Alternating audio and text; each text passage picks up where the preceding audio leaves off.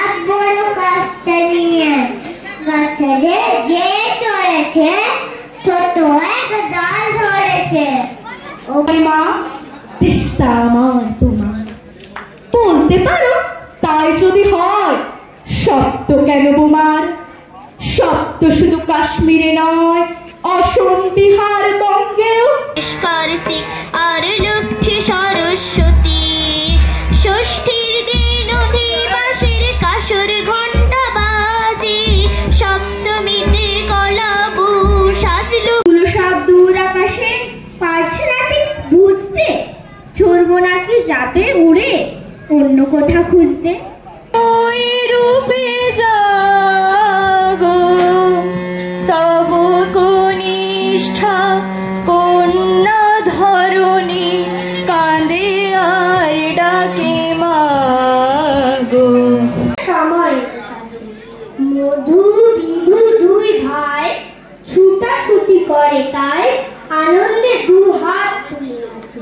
পিতা বসেছিল তারে, দুজনে শুধালো তারে কি পোশাকে আনবে না পরের বছর যেন দাদা দিদির সাথে সমতি বাড়ির মতো বন্যা মিঠাই কাপড় জামা দেব তোমায় কত।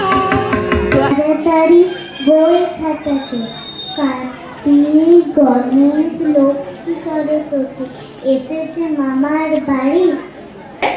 देखे आगे क्या होता है, मैत्री की राह बनाने को, सबको सुमार्ग पर लाने को, दुर्योधन को समझाने को, विश्वास विध्वंस बचाने को भगवान हस्तिनापुर आए हैं, पांडव का संदेशा लाए हैं।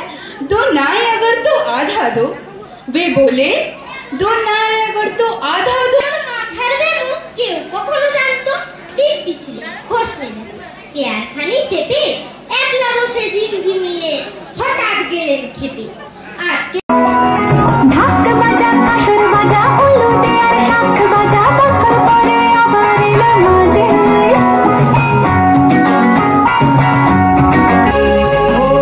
ঘুরতে ঘুরতে মহাভাগে ত্রাহি মাং শঙ্কর।